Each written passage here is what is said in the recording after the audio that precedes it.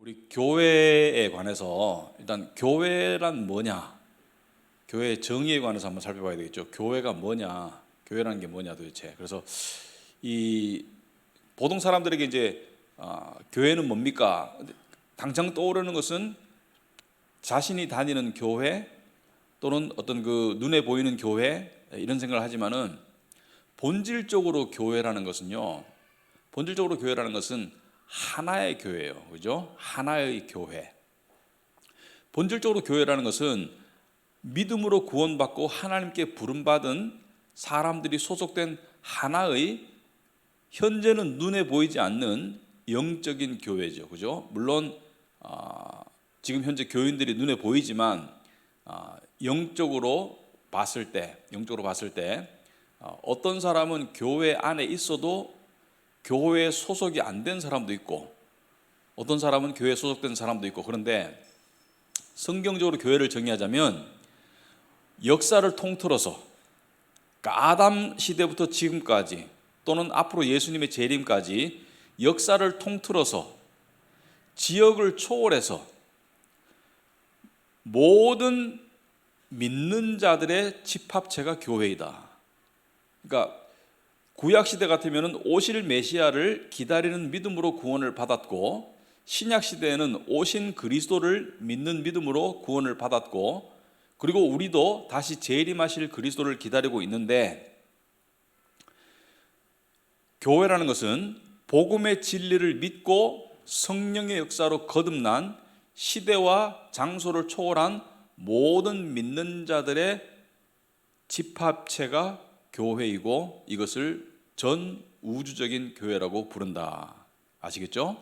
그래서 교회라는 것은 현재 살아있는 사람만 말하는 것이 아니고 지금은 이 땅에 없는 이미 돌아가신 믿음의 선배들을 포함한 전 우주적인 교회라는 것은 지역과 시대를 초월한 예수 그리스도를 믿고 성령의 은혜로 거듭난 모든 성도들의 모임이 교회이다. 그렇게 보시면 되겠습니다.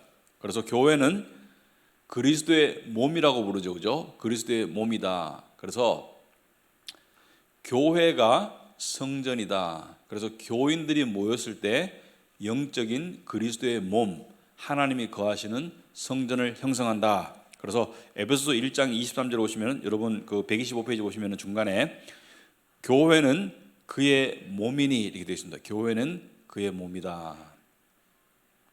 그리스도가 머리시고 우리는 그의 몸이다. 자, 그런데 이 교회라는 단어가 이제 구체적으로 등장하는 것이 신약의 마태복음 16장이죠. 마태복음 16장에 와가지고 신약의 교회 개념을 예수님께서 알려주셨어요. 예수님께서 베드로 제자들에게 물었죠. 너희는 나를 누구라고 생각하느냐? 사람들은 나를 누구라고 하느냐? 그러니까 뭐 엘리야다 또는 죽었던 세례 요한이 살아오신 분이다. 근데 너희는 나를 누구라고 하느냐? 그때 수제자 베드로가 뭐라고 답했습니까? 마태복음 16장 16절 외우기가 쉽죠. 16장 16절 보시면은 주는 그리스도시요 살아계신 하나님의 아들이시니다. 주는 그리스도시요. 그리스도는 하나님께서 보내신 메시아 왕을 지칭하는 타이틀이고 살아계신 하나님의 아들이시다. 그러니까 예수님께서 뭐라 했습니까? 이것을 알게 하신 분은 하나님이다. 그리고 내가 이 반석 위에 내 교회를 세울 것이다. 이렇게 교회라는 것을 구체적으로 언급하셨어요. 이 반석 위에 내 교회를, 주님의 몸된 교회를 세울 것이다 라고 말씀하셨다. 자, 그런데 이 반석 위에 내 교회를 세운다는 게 무슨 뜻이냐? 가톨릭에서는 이것을 베드로라고 해석을 했었습니다. 베드로의 이름이 그 돌이라는 뜻이 있잖아요. 그죠? 베드로의 이름 자체가 돌이라는 뜻이 있는데 베드로라는 인물 위에 교회를 세울 것이다. 그래서 베드로가 이 신앙 고백을 했던 수제자였기 때문에, 으뜸되는 제자였기 때문에 이 위에 교회를 세울 것이다. 사람 중심의 교회를 생각했고 교황을 베드로의 후계자라고 생각했기 때문에 가톨릭은 교황 중심의 종교가 되었죠. 그래서 성경 말씀이 우선이 아니고 교황과 교회가 우선이 되는 그러한 시스템을 만든 게 가톨릭인데, 자, 여기서 반석이라는 것은 베드로를 말하지 않고요, 두 가지를 말합니다. 첫째는, 여러분, 반석이 구약의 바위 또는 반석이 누구를 지칭합니까? 구약에 주는 나의 반석이시오, 그죠? 나의 기댈 피할 바위이시다. 항상 반석은 누구를 의미했어요? 하나님 또는 그리스도를 의미했죠, 그죠?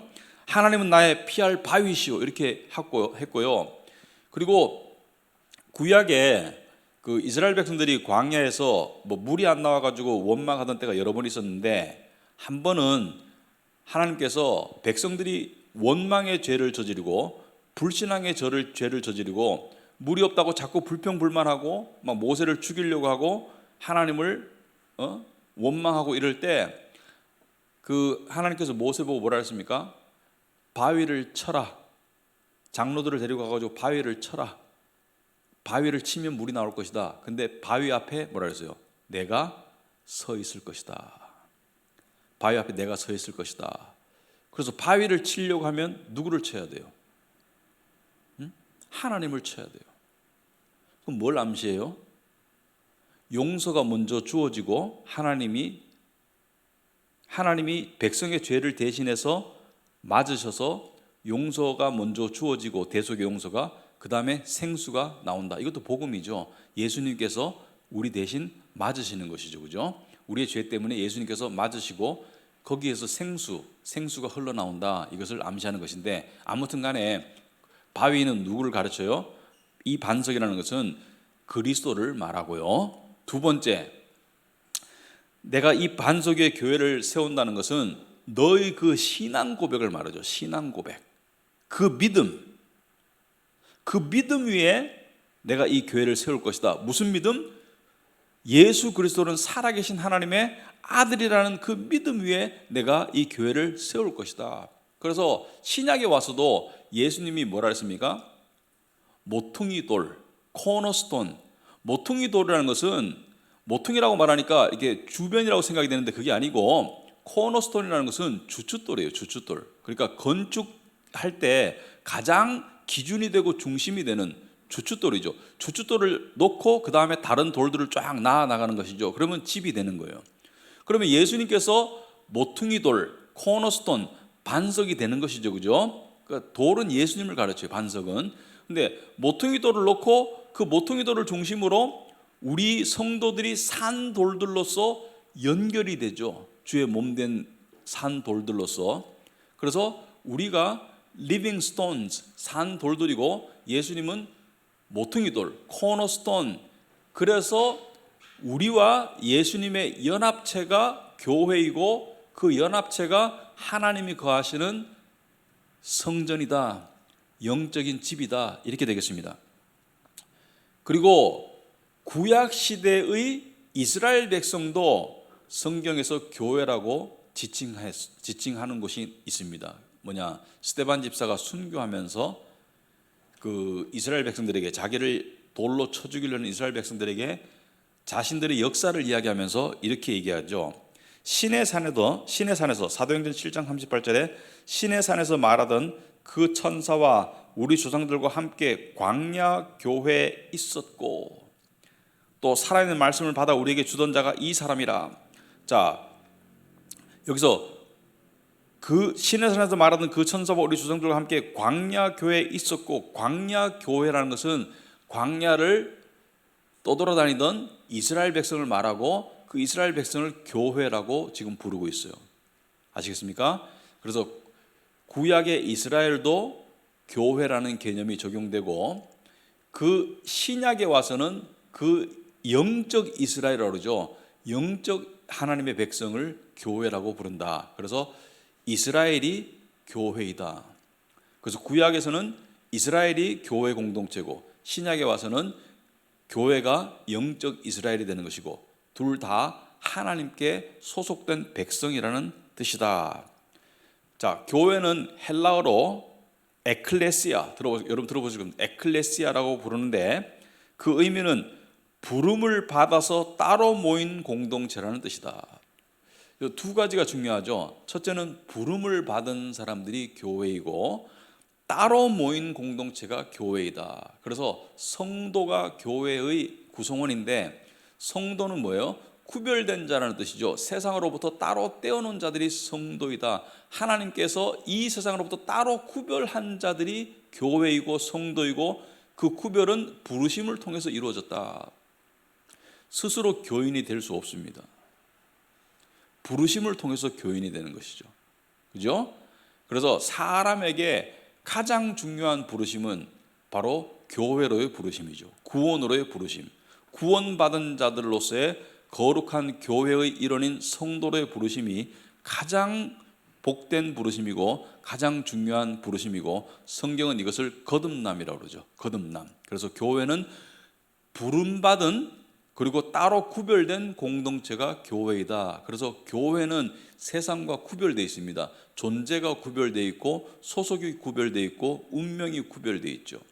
우리는 하늘나라 소속이고 하나님의 자녀들이고 그리고 우리는 영원한 생명을 천국에서 누릴 그러한 운명을 가진 그러한 공동체가 교회가 되겠다.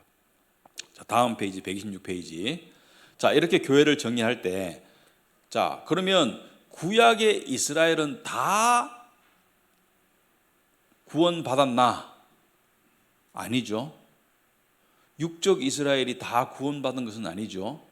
그 안에서 이스라엘 백성 안에서도 하나님께 육적으로는 소속되어 있지만 하나님의 백성이지만 정말 구원받고 오실 메시아를 믿는 믿음으로 구원받은 자들은 그 중에 일부죠. 극히 일부고 똑같은 원리를 적용하자면 신약에 와서도 교회 구성원, 저는 교인이라고 부릅니다. 교인들이 다 성도인가? 다 거듭나고 다 하나님께 구원을 받은 자들인가? 아니라는 뜻이죠.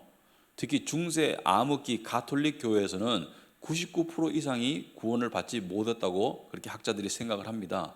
왜냐하면 복음의 진리를 깨닫기가 상당히 어려웠고 복음의 진리를 깨달은 사람이 극소수였고 복음의 진리를 깨달은 사람이 목소리를 내다가 화형당하고 처형당한 것이 중세 암흑기였기 때문에 교회 육적 구성원이 되는 것이 영적 구성원이 되는 것과는 차이가 있다.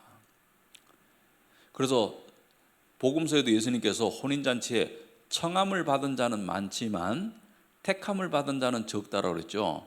그 청함을 받은 자는 누구예요? 잔치 자리에 온 사람들이에요. 잔치의 모임에는 왔지만 택함을 받은 자는 누구예요? 옷을 입은 자들이에요. 그 옷은 무엇을 상징해요? 그리스도의 의로 옷 입은 택함 받은 자들은 적다. 여기서 많고 적음의 표현이 청함을 받은 자들은 아주 많지만 택함을 받은 자들은 아주 적다 이렇게 보시면 되겠습니다. 그럼 비율적으로 얼마나 적으냐? 상당히 적다.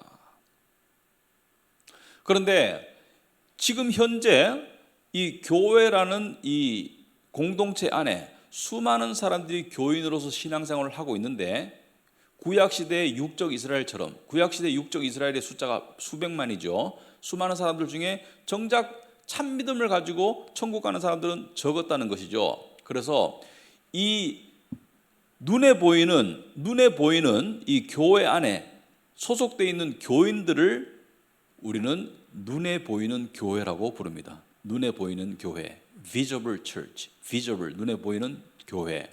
그 안에 영적으로 정말로 거듭나고 하나님께 소속된 자들의 모임을 눈에 보이지 않는 교회라고 부릅니다. 그러면 눈에 보이는 교회는 한국, 미국, 서울, 부산, 무슨 잠실, 강북 이런 식으로 군데군데 눈에 보이는 교회들이 쭉 있지만 눈에 보이지 않는 교회는 하나로 다 연결이 돼요. 국적과 영토를 초월해서 하나의 참된 교회에 소속된 사람들이 각각의 눈에 보이는 교회 속에 들어있지만 눈에 보이는 교회가 눈에 보이지 않는 교회와 일치하지는 않습니다. 그래서 눈에 보이지 않는 교회가 눈에 보이는 교회 안에 있죠. 훨씬 적은 숫자로. 그렇지만 눈에 보이는 교회가 눈에 보이지 않는 참된 교회는 아닙니다. 아시겠죠? 그래서 내가 정말 예수 그리스도를 믿고 마음으로 믿고 구주로 고백하는 그 믿음이 있으면 나는 눈에 보이지 않는 참된 교회의 일원이면서 동시에 눈에 보이는 교회를 다니고 있겠죠. 이해되시죠? 그런데 눈에 보이는 교회를 다닌다고 해가지고 눈에 보이지 않는 교회에 소속됐다라고 하는 등식은 성립하지 않죠. 이해가 되시죠? 그러면 눈에 보이지 않는 교회에 소속됐는데 눈에 보이는 교회를 안 다녀. 이것은 있을 수가 없는 일입니다. 거의. 혹 가다가 아주 일시적으로 예외적으로 그럴 수 있겠지만 소위 가난한 성도라는 말인데 저는 가난한 성도라는 단어는 안 쓰고 싶어요. 성도는 엄밀하게 말하면 참구원을 받은 자들이기 때문에 저는 가난한 기독교인, 스스로를 기독교인이라고 생각하니까. 그런데 교회, 눈에 보이는 교회에 소속되지 않으면서 나는 눈에 보이지 않는 참 성도, 교회에 소속된 참 성도이다, 그러기는 좀 불가능할 것 같아요. 그런 경우는 아주 불가능할 것 같아요. 왜냐하면 어거스틴도 말했듯이 교회를 어머니로 두지 않는 사람은 하나님을 아버지로 둘 수 없다. 아니, 그래서 하나님께서 교회를 통해서 구원하시는데, 교회를 통해서 성화하시는데, 교회에 소속 안 됐는데 나는 참 성도다, 그거는 말이 안 된다고 저는 생각합니다. 그래서 눈에 보이는 교회와 눈에 보이지 않는 교회의 개념을 우리가 이해를 해야 된다. 그렇다면 건강한, 그러니까 복음적인 교회는 저는 이렇게 한번 정의를 해보고 싶어요. 복음적인 교회라는 것은 그 교회 구성원의, 눈에 보이는 구성원의 속에서 눈에 보이지 않는 참 교인의 숫자의 비율이 높을수록 복음적으로 건강한 교회라고 생각합니다. 어떤 교회가, 물론 우리는 하나님이 아니니까 모르겠지만 그 교회 구성원이 100인데 눈에 보이지 않는 참된 교회에 소속된 구성원이 70쯤 된다. 굉장히 복음적으로 건강한 교회라고 생각합니다. 근데 눈에 보이는 교인이 100인데 눈에 보이지 않는 참된 교인의 숫자가 5다. 그러면 조금 문제가 많은 교회라고 생각합니다. 그래서 그거는 우리가 왈가왈부 할 일은 아니지만 가급적 눈에 보이는 교회에 다니면서 참 믿음을 가진 사람들의 비율이 높을수록 그 교회가 복음적으로 건강한 교회이다. 그런데 우리가 억지로 저 사람은 눈에 보이지 않는 참 하나님의 교회에 소속된 사람이야 아니야, 이거를 자꾸 구별하려고 하지 말아라. 예수님께서 하지 말아라. 마지막 심판 때까지 하지 말아라. 가라지와 알곡을 나누려고 하지 말아라. 잘못하다가 알곡도 다친다, 이런 말 했죠, 그죠? 그건 우리 할 일이 아니다. 우리는 계속 복음을 전하는 것이 우리 할 일이다. 자, 눈에 보이는 교회, 눈에 보이지 않는 교회를 어려운 말로 가견교회, 불가견교회라고 통칭하는데 한국 신학 이 용어에서는 가견교회, 눈에 보이는 교회 또는 불가견교회라고 말하는데, 요 눈에 보이는 교회, 눈에 보이지 않는 교회는 제가 만든 표현법이에요. 왜냐하면 뭐 이렇게 좀 어렵잖아요. 가견교회, 불가견교회 하면 이렇게 좀 쉽게 풀어서 그냥 제가 쓴 말입니다. 자, 그래서 이 눈에 보이는 교회와 눈에 보이지 않는 교회의 특징들을 살펴보면, 첫째는 126페이지 중간에 눈에 보이는 교회는 일반적인 교회와 그 안에 소속된 교인의 모임을 의미한다. 이는 예수를 구주로 고백하고 세례를 받고 지역 교회의 일원으로서 신앙생활을 해나가는 사람들을 총체적으로 일컫는 말이다. 예수님을 구주로 고백하고 세례를 받고 신앙생활을 하는데 그럼 이 중에서는 참 성도도 있고 아닌 성도도 있느냐, 아닌 교인도 있느냐? 있습니다. 입으로 시인해도 마음으로 믿지 않고 시인할 수도 있어요. 예를 들어서 어떤 사람이 저보고 이런 말을 옛날에 했거든요. 자기도 집사로서 10년 동안 열심히 교회 섬기다가 이제 그만 다닌다. 교회 다녀보니까 별거 없더라. 그만 다닌다. 이분이 교회 다니면서는 예수를 구주라고 입으로 시인을 했겠죠. 세례도 받았겠죠. 하지만 참 믿음이 마음에 없는 거예요. 그죠? 없는 거예요. 그러니까 입으로 시인하고 세례를 받고 신앙생활을 하지만 그 중에서 눈에 보이는 그냥 교회만 소속된 그런 사람도 있을 수 있고 참 믿음을 가진 사람도 있을 수 있고, 그거는 모른다. 그렇지만 눈에 보이지 않는 교회에 소속된 교인은 이 사람이에요. 진정으로 복음의 진리를 깨닫고 거듭나서 구원의 믿음을 가진 사람이에요. 진정으로 복음의 진리를 깨닫고 거듭나서 구원의 믿음을 가진 사람이 참 성도이다. 진정으로 복음의 진리를 깨닫는 것. 그래서 참 성도가 되는 것은 딱 한 길밖에 없습니다. 그것은 뭐 이상한 체험도 아니고 무슨 방언도 아니고 그런 거 아니에요. 참 성도가 되는 것은 진리가 깨달아지는 것이 참 성도가 되는 거예요.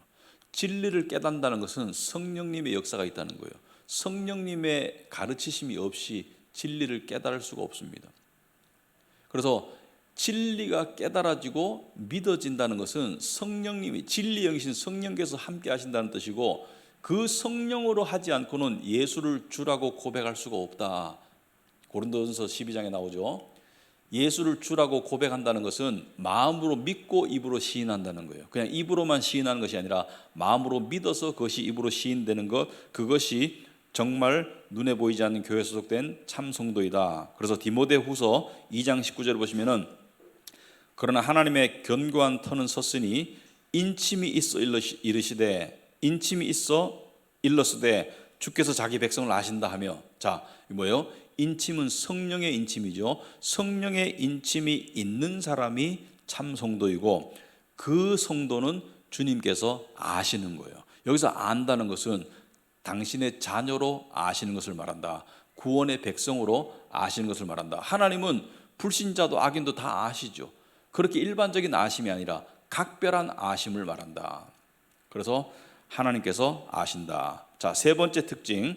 눈에 보이는 교회 안에 눈에 보이지 않는 교회가 들어있는데, 눈에 보이지 않는 교회가 눈에 보이는 교회보다는 숫자적으로 적다.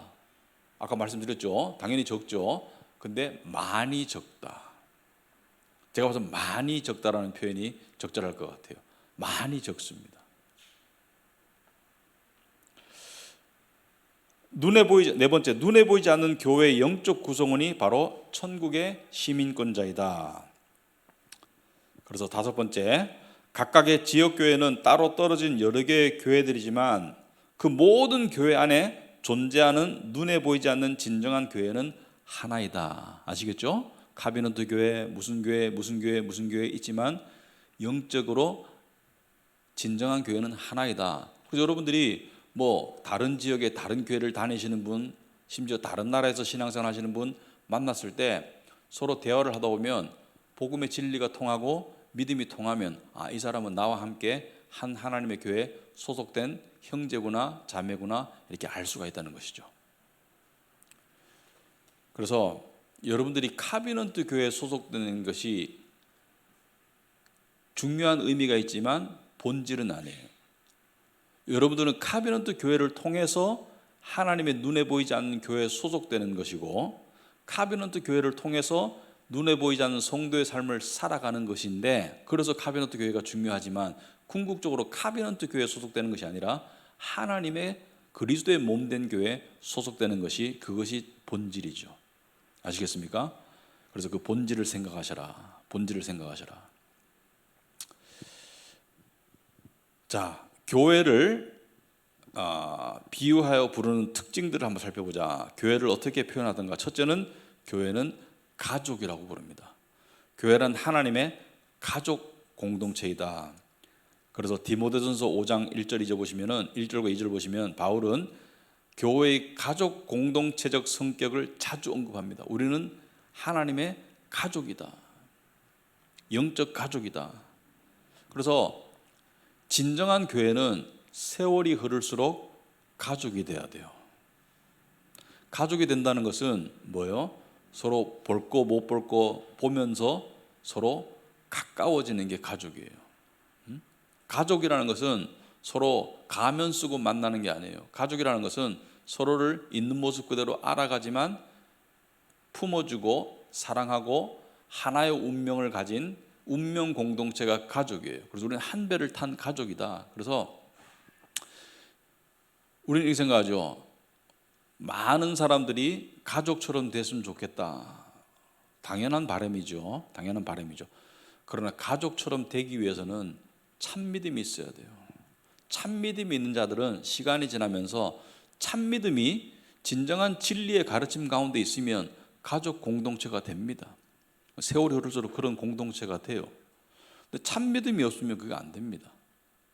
자, 두 번째, 아까도 말씀드렸지만 교회는 그리스도의 몸이다. 그래서 그리스도는 교회의 머리시며 교회는 그의 몸이다. 골로새 1장 18절. 우린 그리스도의 몸이다. 그리스도의 몸이라는 것은 엄청난 특권입니다. 자기 몸을 보살피지 않는 사람이 있나요? 그리스도께서 교회를 사랑하시고 보살피시고 지키신다는 약속이죠. 그리고 몸과 머리는 따로 존재하지 않지 않습니까? 머리와 몸이 같이 존재하는 것은 우리는 그리스도와 함께 영적으로 존재하고 있고 나중에 천국에서 영원히 함께 존재할 것을 이야기한다. 그 다음에 교회는 세 번째 그리스도의 신부라고 그러죠. 신부. 그리스도는 신랑이고 교회는 그의 신부이다. 그죠? 또 그리스도는 포도나무시고 교회는 그 가지다. 요한복음 15장에 나오죠. 우리는 그 가지다. 여러분, 가지가 살아있고 열매를 맺을 수 있는 비결은 뭐예요? 가지가 열매를 맺으려고 하면 열매가 맺히지 않습니다. 여러분들이 열매를 맺으려고 하면 열매를 맺히지 않아요. 가지는 뭘 하는 거예요? 가지는 나무에 붙어서 영양분을 빨아먹는 거예요. 영양분을 빨아먹으면 열매는 저절로 맺히는 거예요. 그래서 우리가 할 일은 뭐예요? 계속 영양분을 공급받는 것이다. 여기서 영양분이라는 것은 진리의 말씀, 성령의 은혜, 이것을 우리가 계속 공급받으며 살아가는 것이다. 그리고 다섯 번째, 교회는 하나님이 거하시는 영적인 집이다. 그래서 아까도 말씀드렸지만 우리가 산돌이다. 왜 산돌이에요? 왜 그냥 돌들이다 안 하고 우리 보고 너희는 산돌들이다, 산돌이라고 말하는 이유가 뭐예요? 왜냐하면 하나님은 살아계신 하나님. 여기서 살아계신다는 것은 거룩한 영생을 말하죠. 영원히 존재하시는 그 하나님께서 거하시기 때문에 우리는 산 집이 돼야 돼요. 그래서 주일날 우리가 모여서 하나의 공동체를 이룰 때 하나님의 영이 우리 안에 함께 거하신다. 그래서 우리가 산 돌들로서 성전을 이룬다. 그래서 이 건물은 성전이 아니죠. 이건 예배당이죠. 근데 중요한 의미가 있는 것은 우리 참된 성전된 하나님의 성도들이 모이는 곳이니까, 주기적으로 모이는 곳이니까 이곳이 의미를 가지는 것이지만 이 자체가 성전은 아니죠. 이 자체는 그냥 건물일 뿐이고 현재는 예배당으로 사용되고 있지만 우리가 교회이다. 그 다음에 여섯 번째, 교회는 진리의 기둥과 터가 된다. 디모데전서 3장 15절에 오시면은 교회는 하나님의 진리의 터전이며 또한 기둥이다. 여러분, 기둥이나 터전이란 말은 저 사람 기둥 같은 사람이야, 저 사람은 이 나라에서 또는 그 집안에서 그 회사에서 기둥 같은 사람이야. 그건 뭔 뜻이에요? 그 사람이 없으면 쓰러지고 무너진다는 뜻이에요. 그만큼 중요한 존재라는 것이에요. 터라는 것은 뭐예요? 그 밑받침이 된다는 것이죠. 그러니까 진리의 기둥과 터라는 것은 교회의 본질은 진리를 떠받치고 있어야 돼요. 진리를 떠받치는 것이 교회의 본질이다. 그래서 교회는 진리의 보물창고이다. 그래서 우리가 교회로서 해야 될 가장 중요한 사명은 진리를 지키고 사수하고 전하고, 그게 우리가 할 일이에요. 그래서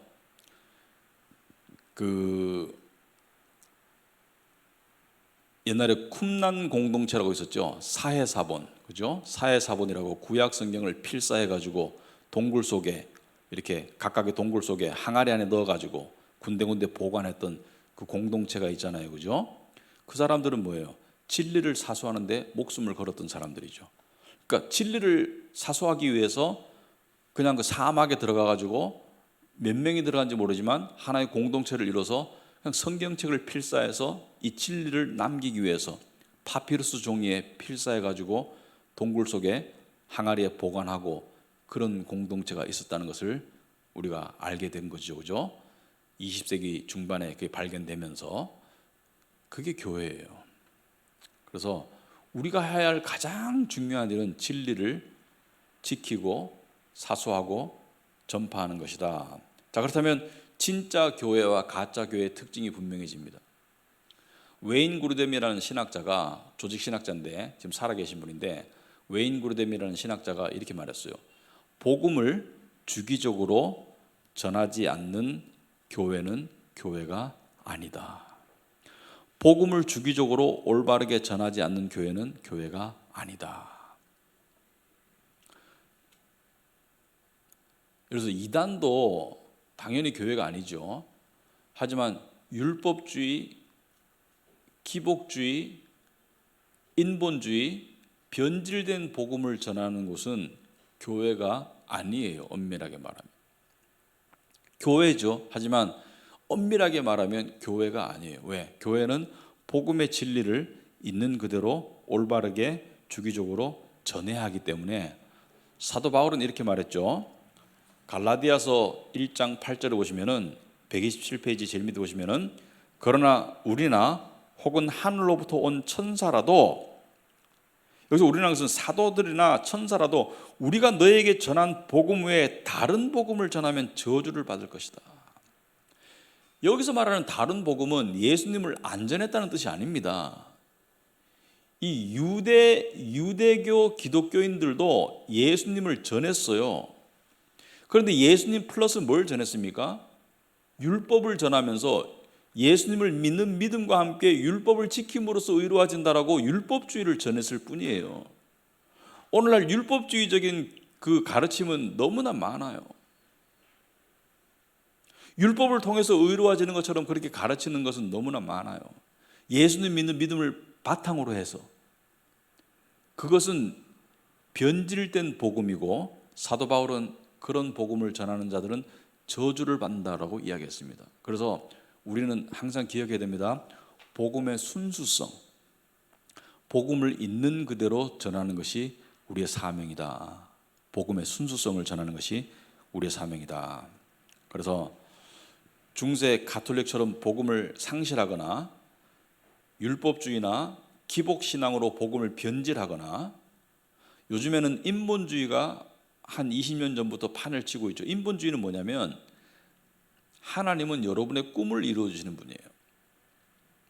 그러니까 인본주의는 인간이 중심이 되는 거예요. 그래서 하나님은 나를 도와주시는 분, 나에게 지혜를 주시는 분, 나의 앞길을 인도하시는 분, 틀린 말은 아닙니다. 그런데 이단과 정통은 종이 한 장 차예요. 그런데 핵 중심이 누구예요? 나의 꿈, 나의 소망, 나의 계획이 중심이 되고, 하나님은 그것을 돕는 힘이에요. 힘. 그게 인본주의입니다. 그래서 인본주의 교회들은 이런 슬로건을 가지고 있어요.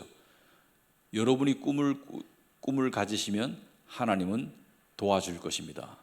그 중간에 필요한 게 뭐예요? 믿음을 가지면. 그러니까 꿈을 가지고 하나님의 도움과 연결하는 것이 믿음이에요. 그러니까 믿음은 뭐예요?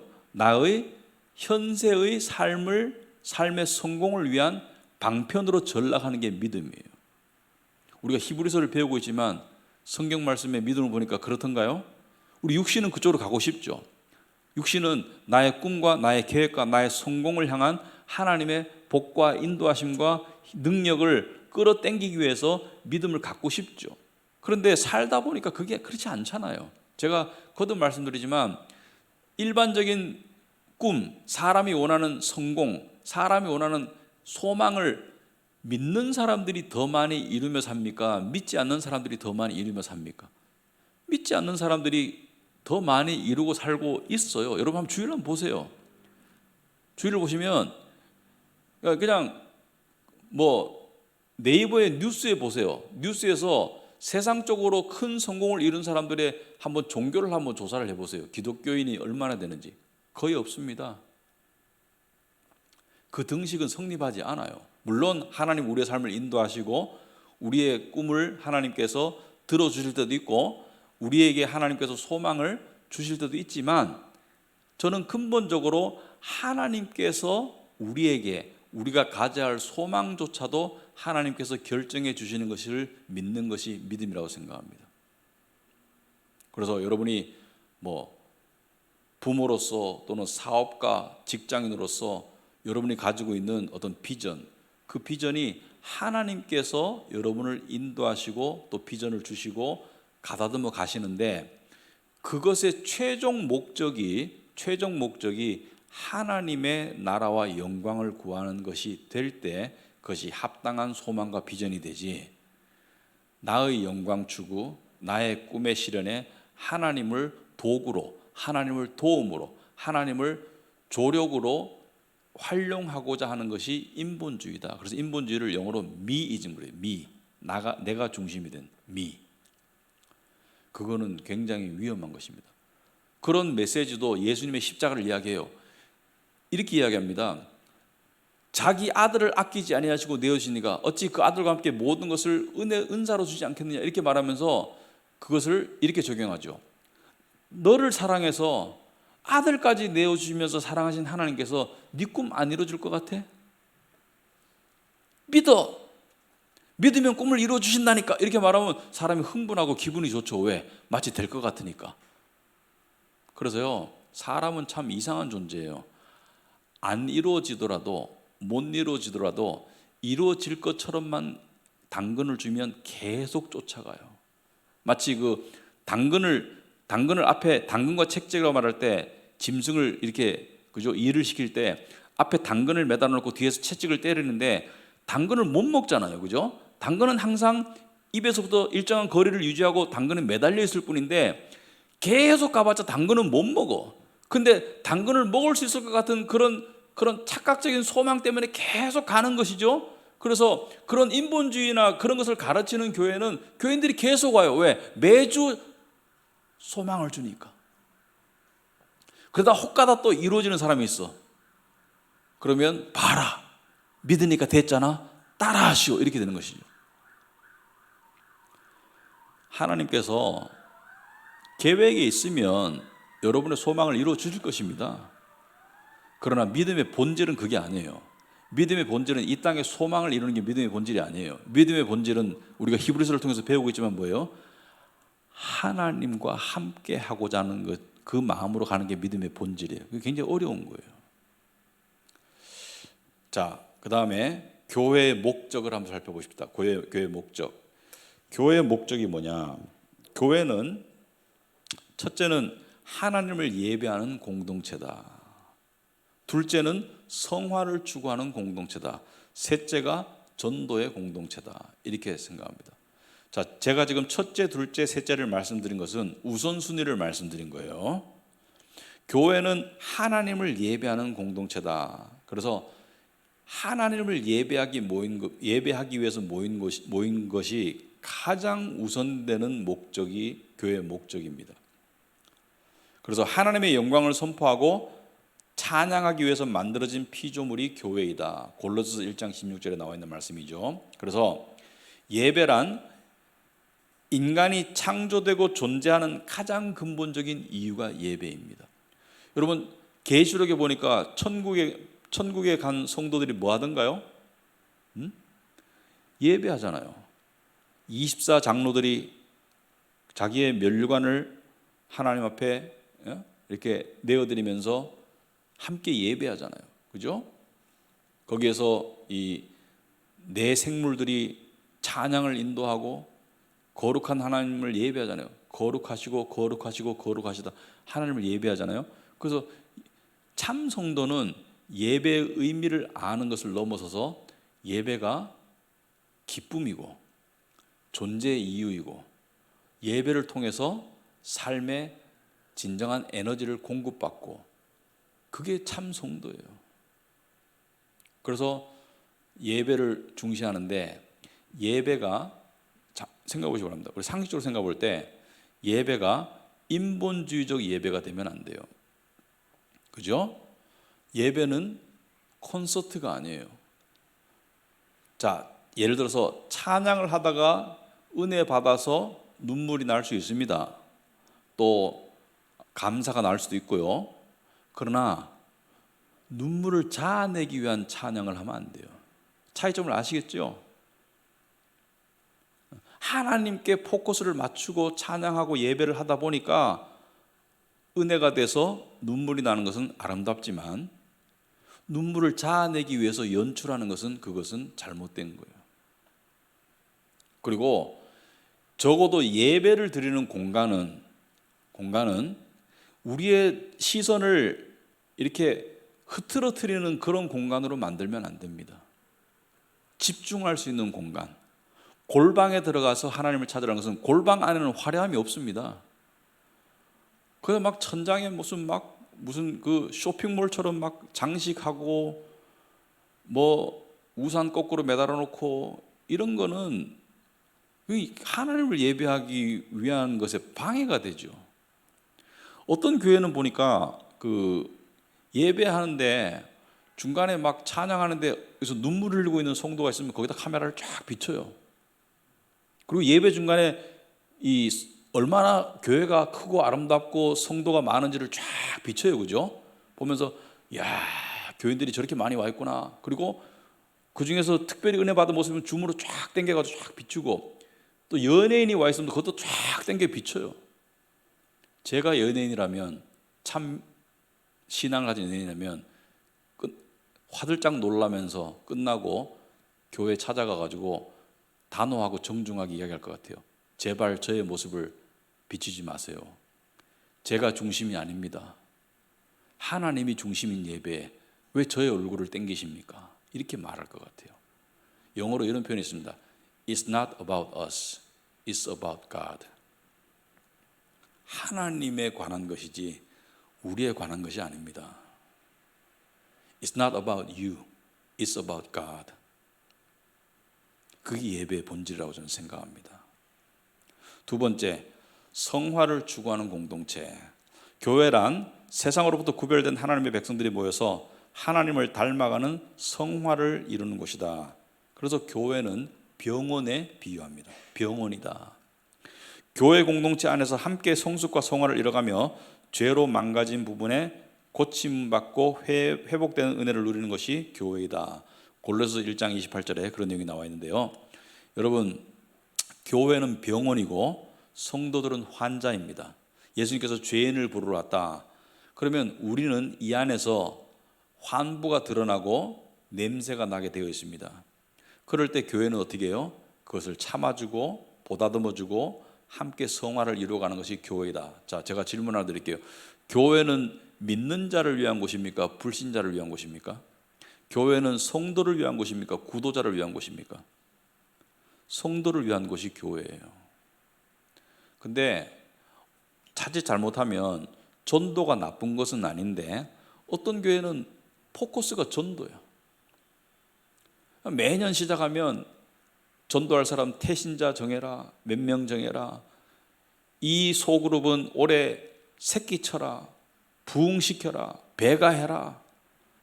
그러니까 교인들은 전도를 위한 동원된 사람들이라는 느낌이 많이 들어요. 전도가 나쁜 것이 아닌데 주객이 전도된 거예요. 그것은 자기 새끼는 안 이뻐하고 남의 새끼만 자꾸 이뻐하는 부모랑 같아요. 그건 말이 안 되잖아요. 그래서 교회는 구도자, 이런 말 있죠. 구도자 중심 예배. 구도자 중심 예배라는 예배가 말이 됩니까? 교회는 성도를 위한 곳인데, 그 성도를 위한 곳이면서 전도는 부수적으로 하는 것이 교회이지, 전도가 우선순위가 되고, 그러니까 교회 다니는 성도들은 일단은 주일 성수, 헌금 딱 틀이 잡히면 그 다음부터는 뭐예요? 포커스가 뭐예요? 자, 이제부터 전도, 우리 교회가 성장해야 된다. 전도합시다. 전도팀 만들고, 그러다 보면 주객이 전도돼요. 그건 교회가 아니고요. 그거는 영업 집단이 됩니다. 전도해야 되죠. 전도하지 말라는 게 아니에요. 내일 우리 초청주일 하잖아요. 10몇 년 만에 처음으로 하잖아요. 여러분, 우리 교회가 왜 초청주일을 처음 할까? 10몇 년 만에. 할 수 없어서 안 한 게 아니죠. 우리 교회가 왜 장로님들을 10년 넘어서 처음으로 세울까? 세울 수 있을 때가 되어서 세우는 것이고, 초청주의를 하는 것은 이때까지는 우리가 그만큼 성숙을 이뤄야 되고 자라야 되고 이제 전도 쪽으로 움직이는 것이죠. 그죠? 그리고 저 개인적으로는 제 마음속에 교회를 키우고자 하는 세상적인 욕망이 조금이라도 보이면 안 하려고 마음을 먹었던 게 초청주의였습니다. 근데 이제는 거기에 대해서 자유롭다는 생각이 들기 때문에, 진짜 영혼을 생각하는 마음이 들기 때문에, 특별히 가족을 놓고 생각하시는 우리 교인들의 마음이 읽히고 저도 거기에 동화가 되기 때문에 처음으로 초청주의를 하는 거예요. 그래서 명심하시기 바랍니다. 웨스트민스터 신앙 고백에도 교회의 본질적인 이유는 전도가 아니고 성도의 성화라고 나와 있어요. 그죠? 우리가 기억해야 됩니다. 그래서 구도자 중심 예배는 그건 말이 안 돼요. 안 믿는 사람 중심 예배가 어디 있어요? 그러니까 행사로서 전도를 하기 위해서 구도자에게 복음을 전하는 건 좋지만 매주 예배가 구도자 중심 예배가 된다? 그래서 그 미국의 그 큰 교회가 구도자 중심 예배로 유명했잖아요. 구도자 중심 예배를 유명하게 하다 보니까 뭐 시끌시끌한 적이 몇 번 있었죠. 크리스마스가 주일날 됐는데 주일날 예배를 캔슬했잖아요. 크리스마스는 가족끼리 보내는 그런 문화가 있는데 예배하지 맙시다. 윌로우 크릭. 근데 지금 또 문제가 많이 발생하잖아요. 그죠? 문제가 많이 발생해가지고 끝이 안 좋아요. 구도자 중심 예배는 성경적이지 않습니다. 전도는 해야 하지만. 자, 그 다음에 전도 공동체. 물론 하나님의 택함을 받은 백성들이 구원으로 나올 수 있도록 하나님이 힘쓰는 것이 전도죠. 그래서 주님은 이 복음 전파의 지상 명령을 마태복음 28장에 주셨죠. 너희는 가서 모든 족속으로 제자를 삼아 아버지와 아들과 성령의 이름으로 세례를 주고 내가 가르친 것을 다 가르쳐서 지키게 하라, 이렇게 명령을 주셨죠. 자, 그런데 하나님의 택하심의 은혜가 구원으로 연결되는데, 미리 예정하신 그 택함의 은혜가 구원으로 연결되는데, 그 택하심을 누구에게 택했는지를 우리가 알 길이 없기 때문에 사도 바울은 뭐라 했습니까? 내가 택함 받은 자들 위해서 열심히 전도한다, 이렇게죠. 그죠? 열심히 전도하는데 누굴 택했는지 모르기 때문에 전도하는 거예요. 그러면 택했으면 하나님이 알아서 하실 텐데 왜 전도하나? 제가 저번에 부르심에 관해서 말씀드릴 때 말씀드렸어요. 하나님의 택하심의 부르심은 말씀의 진리와 성령의 유효한 부르심을 통해서 가는데, 주로 뭘 통해서 간다? 사람의 복음을 전하는 복음의 부르심의 노력 가운데 가신다. 사람을 들어 쓰신다. 그래서 우리가 복음을 전할 때 듣는 사람이 다 믿음으로 나오진 않는다. 누가 나온다? 택함을 받은 자들이 믿음으로 나온다. 그런데 그 복음을 전하는 복음의 부르심의 통로가 없이 하나님의 택하심의 부르심이 가지 않는 것이 일반적이다. 그래서 전하지 않는 것을 누가 듣고 듣지 않는 것을 누가 믿을 수 있겠나? 그러니까 전하는 자의 발이 아름답다, 이렇게 말하고 있죠. 그죠? 그래서 우리의 사명은 뭐예요? 전하는 거예요. 그래서 우리가 열심히 전할 때 하나님의 택하심의 그 은혜가 그 복음의 전하는 노력 가운데 가신다. 그래서 복음의 부르심은 많은 숫자를 향해서 가지만 하나님의 택하심의 부르심은 그 중에 특정한 사람을 향해서 간다. 그런데 복음의 부르심 없이 택하심의 부르심이 가지 않는다. 잘. 하늘에서 뚝 떨어지는 경우는 거의 없다. 그래서 우리가 그런 노력을 하는 것이다. 자, 그 다음에 교회 순수성과 영적 화합에 대해서 이야기를 해야겠습니다. 교회의 순수성과 영적 화합. 교회가 순수성을 유지하는 게 상당히 중요하고요. 영적 화합을, 그러니까 교인들 사이에서 그 화합하는 것이 중요하다. 근데 화합이 잘 되는데 그 본질이 진리가 아니면 그것도 잘못된 화합이고요. 그래서 순수성이라는 것은 복음의 순수성을 말합니다. 복음의 순수성과 화합이 같이 가는 거예요. 그죠? 그래서 첫째는 말씀을 충실히 가르치는 것을 통해 올바른 교리를 전파해야 된다. 교리라는 것은 가르침이라는 뜻이라고 말씀드렸어요. 그래서 우리는 진리를 올바르게 전해야지 순수성을 지킬 수가 있고, 둘째는 예배가 성경적이어야 된다. 성경적인 예배는 한마디로 말하면 하나님 중심의 예배이다. 성경적인 예배가 돼야 된다. 그래서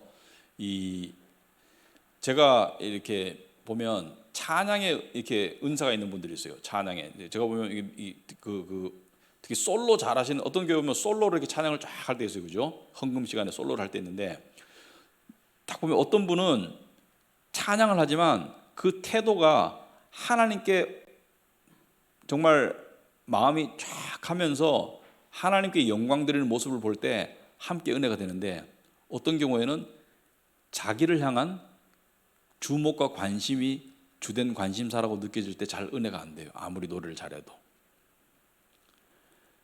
그래서 우리가 성경적인 예배가 되기 위해서는 하나님 중심의 예배가 되어야 된다. 세 번째, 세례와 성찬을 올바로 집행해야 된다. 세례는 한 번이지만 성찬은 주기적으로 해야 되는 것이다. 그래서 성찬은 예수님께서 명령하신 은혜의 통로입니다. 그래서 교회가 은혜의 통로로 삼는 것이 세 가지가 있습니다. 첫째는 말씀, 둘째는 기도, 세 번째가 성찬입니다. 근데 성찬을 주기적으로 해야 되는데 얼마나 자주 해야 되는가? 그것은 성경에서 정한 법이 없지만 칼빈 같은 경우는 주 1회 하는 것이 좋겠다. 우리 교회는 지금 한글 예배는 월 1회, 영어 예배는 월 2회를 목표로 그 기준으로 해서 하려고 하고 있어요. 근데 요즘 우리나라에 보면 성찬이 점점 어떤 교회는 6개월에 한 번, 1년에 한 번 이런 식으로 자꾸 뒤로 밀려나는데 몇 번이 정확하게 옳다 이런 말씀을 못 드리겠는데 우리가 생각해 봤을 때 1년에 한두 번은 너무 적게 하는 것인 것 같고, 그래서 우리 교회도 적정선을 찾아서 그렇게 하는데, 아무튼 성찬이 있어야 된다. 그 다음에 네 번째, 교인 간의 진정한 사귐이 있어야 된다. 그래서 우리 가족 공동체 계속 돼야 되죠. 그래서 사귐의 가장 좋은 것은 말씀을 나누고 음식을 나누는 거예요. 가장 좋은 거예요.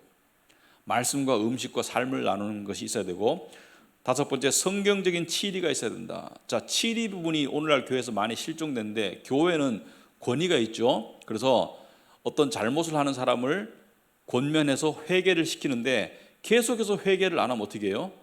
치리가 들어가죠. 치리는 징계와 출교가 있습니다. 출교는 교회를 못 나오게 하는 게 출교예요.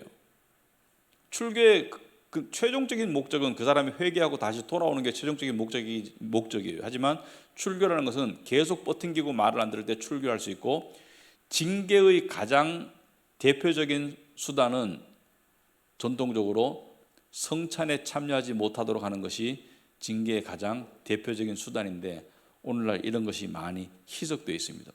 교회가 권위를 찾아야 된다고 생각합니다.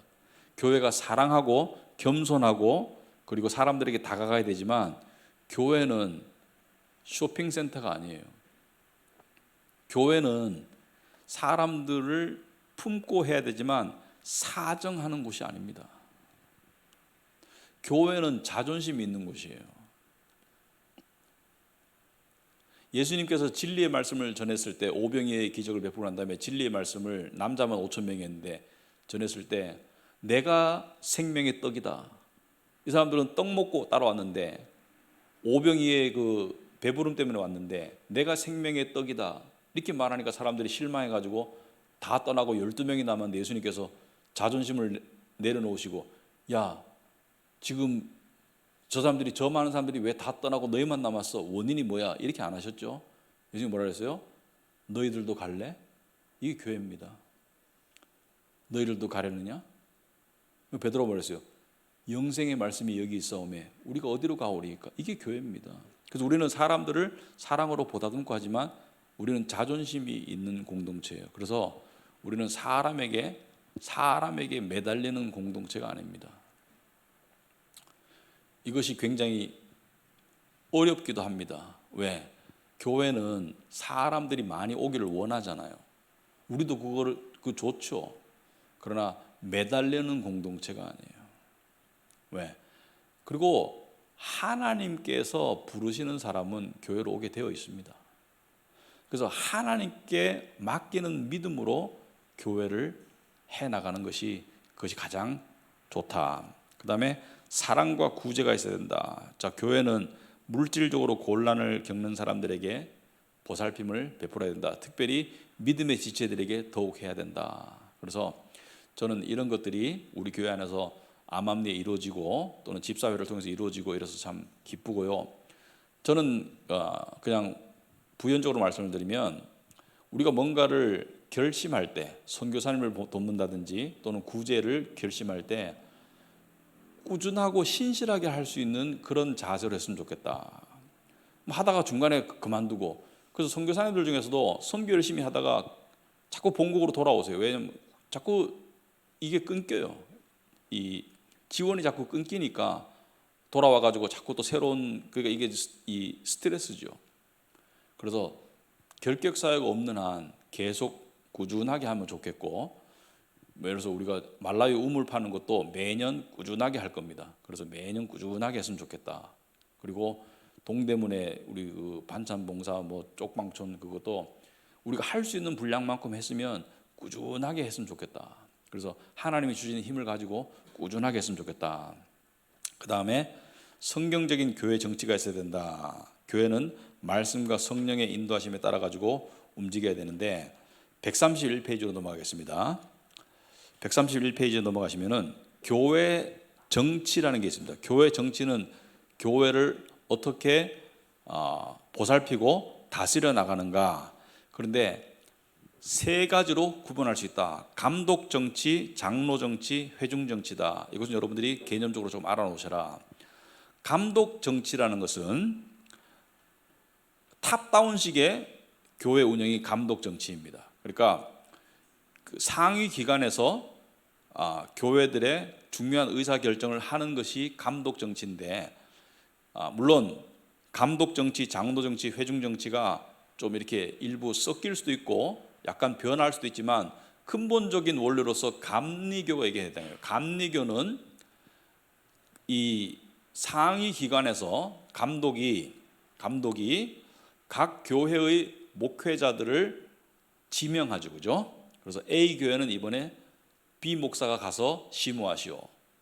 그 다음에 B 교회는 누가 가서 심우하시오. 그래서 주기적으로 상위 기관이 그것을 통제해요. 이게 감독 정치예요. 그러면 대표적인 감독 정치를 하는 것은 가톨릭이죠. 가톨릭은 신부가 또는 그 교회의 교인들이, 지역교회 교인들이 그럴 권한이 없어요. 신부를 누가 인사발령을 내요? 위에서 감독들이 인사발령을 내죠. 이게 감독 정치예요.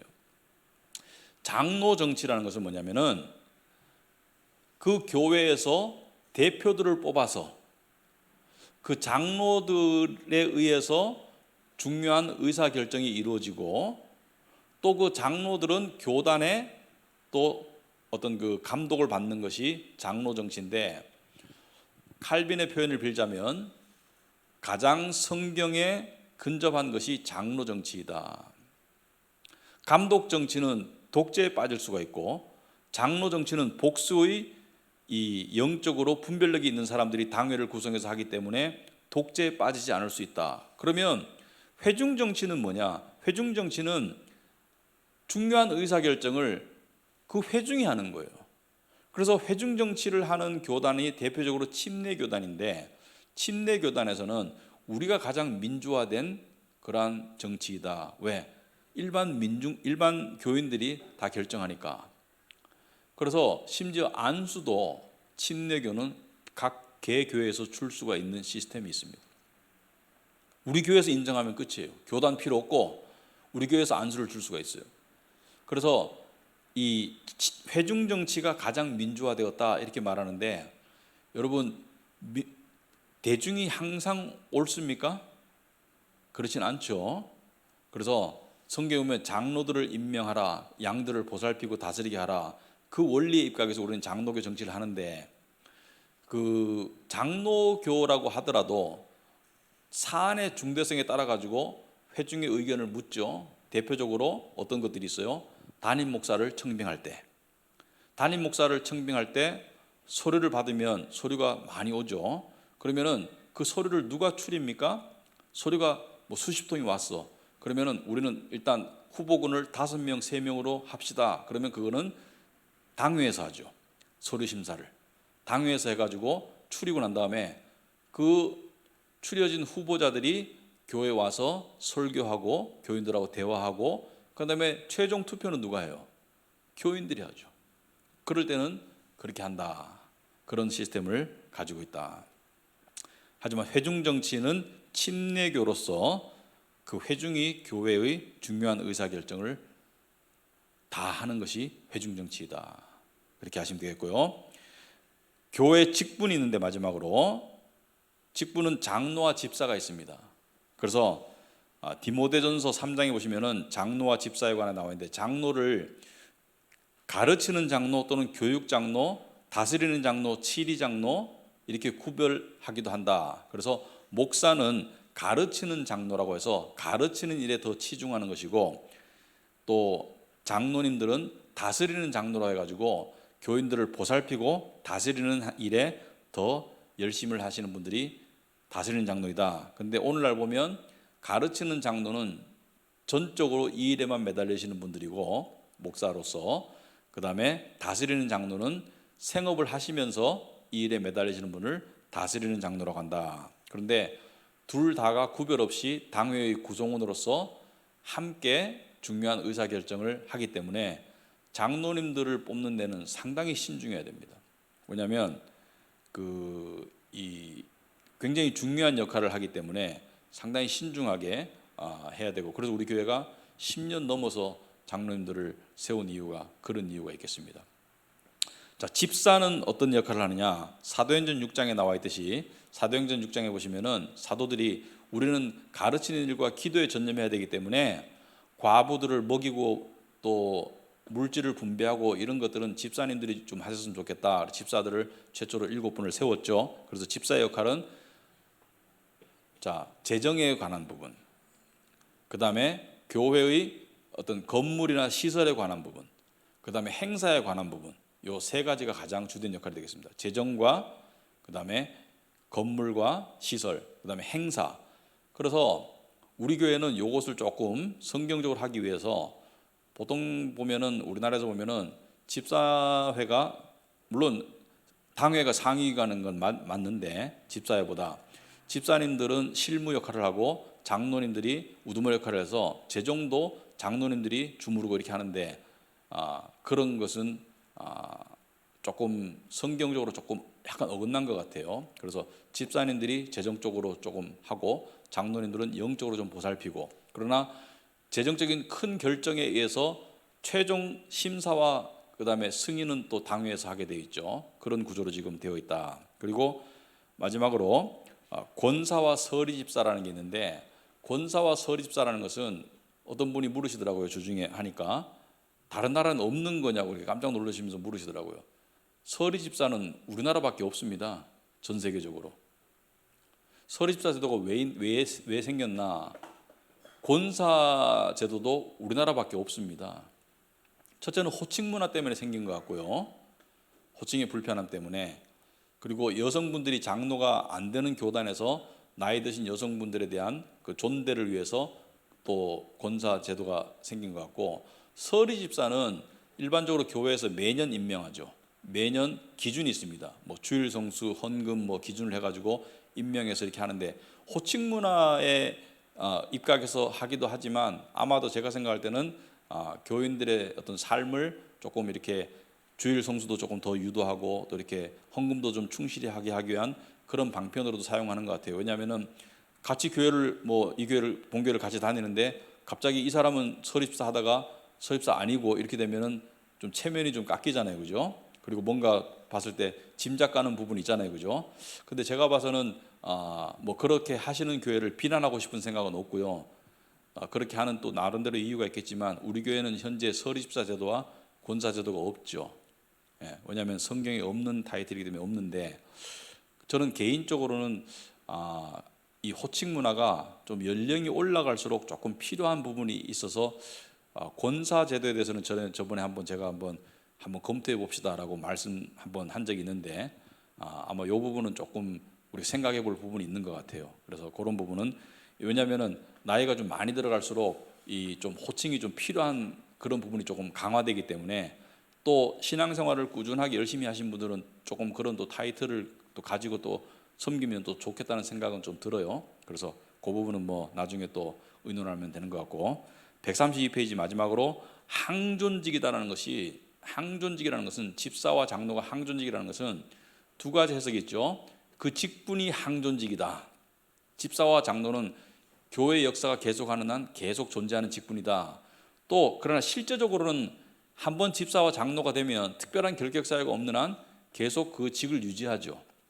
그래서 항존직이라는 개념이 또 거기도 포함이 되는데 일반적으로 어떤 교회는 뭐 집사 장로 돼 가지고 뭐 몇 년마다 뭐 재신임 투표를 하고 또 무슨 휴식제를 하고 이렇게 하는데 재신임 투표하면 좋겠어요? 재신임 투표하면 별로 안 좋잖아요, 그죠? 하는 교회도 뭐 나름대로 이유가 있어서 하시겠지만 그래서 신중해야 되죠. 목사나 장로나 집사를 임명할 때는 신중해야 되죠. 왜냐하면 한 번 되면 은퇴까지는 보통 끝까지 가니까 신중하게 해야 되는 그런 면이 있다. 그런 말씀을 드리고 오늘 교회론에 관해서 여기까지 했고요. 질문은 기도하고 난 다음에 혹시 있으시면 받도록 하겠습니다. 기도하겠습니다. 하나님 아버지 참으로 감사합니다. 저희들에게 복음을 믿는 믿음을 주시고 성령의 인치심을 통해서 교회의 정말 영광스러운 하나님의 교회의 일원이 되게 하심을 감사합니다.